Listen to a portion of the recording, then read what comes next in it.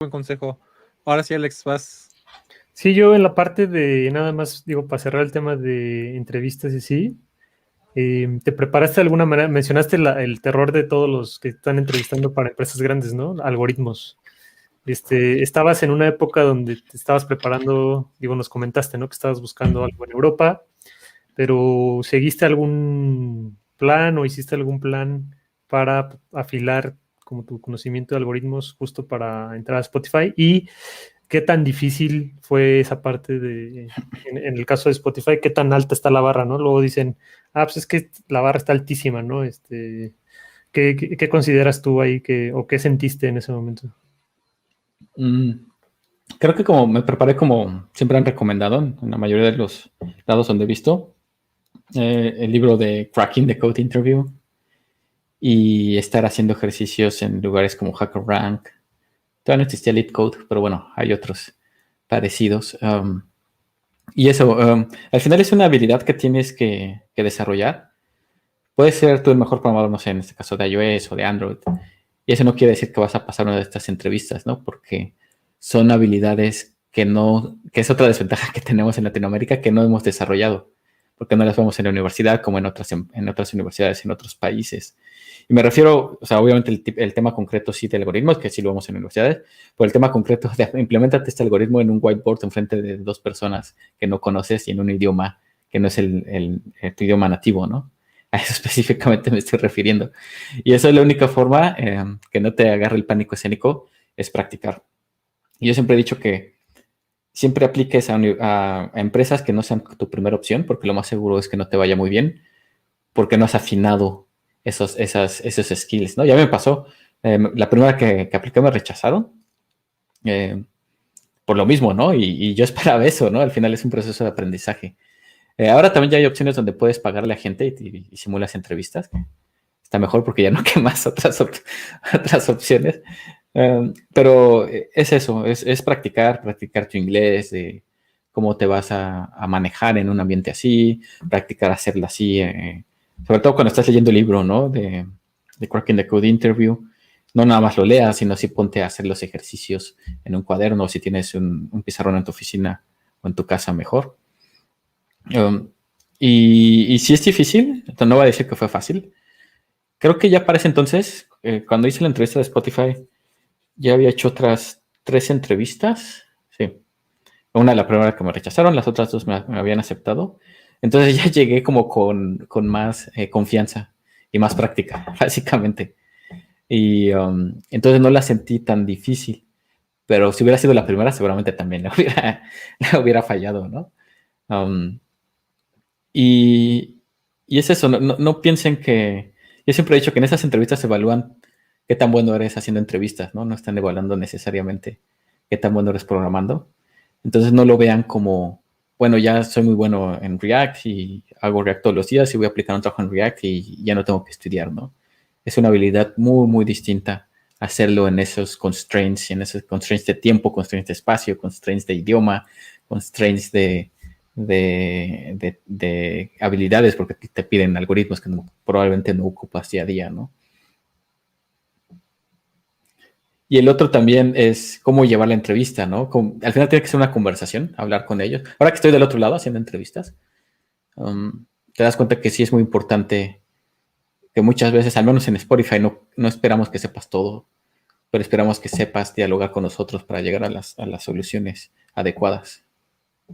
Sí, creo que esa parte y lo platicaba hace poco con un amigo, o sea, que viendo en retrospectiva algunas entrevistas, incluso no te das cuenta, estás tan clavado en el problema y pues a lo mejor tienes 40, 50 minutos para resolverlo, ¿no? Que no, a mí me llegó a pasar que no cachaba como las señales del entrevistador de quererme ayudar, ¿no? Y casi, pues le dices, no, aguanta, estoy tratando de resolver esto, y al final del día te das cuenta que son parte, o sea, son un tipo de entrevistas, ¿no? Casi es un pair programming, ¿no? O sea, ¿qué tanto a esta persona que estoy entrevistando va a ser capaz de aceptar feedback en tiempo real sobre una pieza de código que está haciendo? Digo, conectándolo un poquito con lo que dijiste hace rato, ¿no? O lo vi en alguna entrevista tuya sobre MOV programming, ¿no? O sea, agarrar un challenge y entre un equipo resolverlo en tiempo real, todos viendo pues el código al mismo tiempo, ¿no? Pero sí, este es un buen tip, ¿no? Escuchar al entrevistador mientras estás en la entrevista, porque a lo mejor es parte del ejercicio. Hace poco estuve participando con la empresa en un taller de entrevistas técnicas que dimos para, no recuerdo las siglas específicas en inglés, pero básicamente es para universidad, donde la mayoría vienen de grupos poco representados en tech, ¿no? Entonces había muchos latinos, por ejemplo. Y era muy interesante porque realmente el taller no era la parte técnica, o sea, como era el taller era yo y otra persona, entonces yo era el candidato y la otra persona era el entrevistador y yo estaba resolviendo el algoritmo, ¿no? En una pantalla compartida. Y el algoritmo era cualquier cosa trivial, ¿no? No importaba la parte técnica, sino lo que importaba era eso, cómo te comunicas con el entrevistador, si hay un bug, cómo lo resuelves, cómo le estás diciendo al entrevistador qué está pasando, cómo tienes que hacer pausas, cómo no te tienes que poner nervioso, en qué momento debes explicar, tú sabes, ese tipo de historias. Y justamente al finalizar ese taller, lo dimos varias personas, ¿no? Lo que hicimos es que, no sé, a mí me tocó con 8 o 10 estudiantes, a mí y a otra persona, y éramos como, no sé, 10 grupos diferentes. Y en uno de esos grupos estaba esta Laura, que fue la que me entrevistó, que les digo que es una mujer latina, que está en iOS, es de las mejores ingenieras que tenemos. Y al final comentábamos, ¿cómo nos hubiera gustado tener un taller así en la universidad, no? Y te das cuenta de esas ventajas que tienes por estar en una universidad de Estados Unidos, por ejemplo. Porque obviamente Spotify le interesa y lo está dando porque quiere aceptar interns para el verano que viene. Y legalmente solamente puede contratar interns de universidades de los Estados Unidos o de Canadá, me parece. No, creo que ni de Canadá, no sé. Y luego hay uno similar aquí en Europa, pero lo mismo, ¿no? Para universitarias, porque legalmente nada más podemos contratar universidades universitarias, ¿no? Universidades europeas, perdón. Y sí, ¿no? Son desventajas que tenemos por no estar ahí. Y además el idioma, ¿no? Ya, ese es otro tema. Creo que estás en mute, Héctor.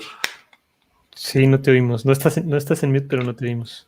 Ya, perdón. Era mute físico. Oye, ¿y por qué crees que las universidades latinas no hagan eso? O sea, ¿por qué no vienen y nos buscan aquí en las universidades latinas, así como allá, ¿no? Que dan talleres justo en la universidad y así. O sea, Sí, de hecho es lo que ¿eh? le estaba preguntando a Norberto ahora, que ya es que está en UNAM. Digo, oye, ¿y si damos uno así sobre todo porque conozco a varios otros Spotifyers que son latinos que estarían encantados de... Y ahora que todo es en línea, que no tenemos que estar físicamente. Claro.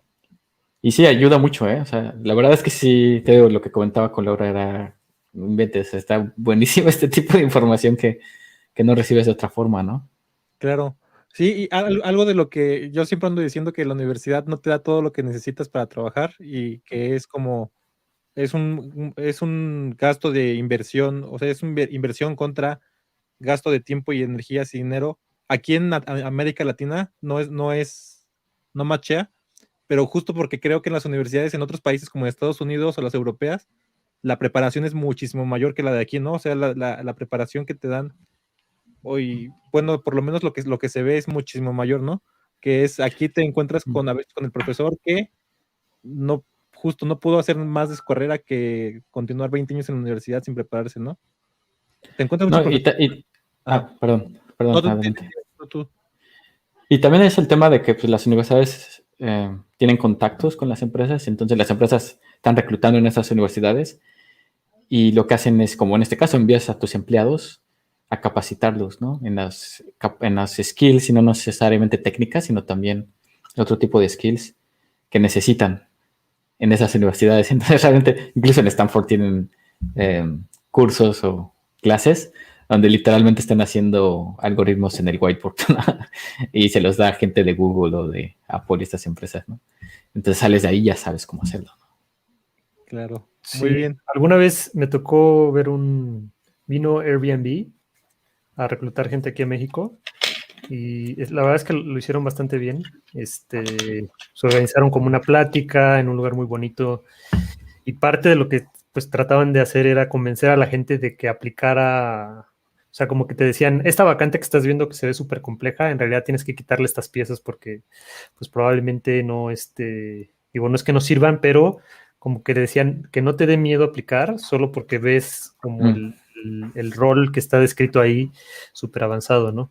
Eso fue uno. Y luego, algunas semanas después, pues ligado con esta pregunta que está ahí, alguien de los que vino, o sea, como que sentí que se fue un poco decepcionado, no sé si porque no aplicaron suficientes o como ellos lo habían pensado, o porque de los que entrevistaron al final, pues no consiguieron el número de personas que habían estado buscando. Lo que acabas de ver es un pequeño extracto de una charla muy interesante que tuvimos con el invitado. Te invitamos a ver la charla entera visitando el link que pusimos en la descripción del video.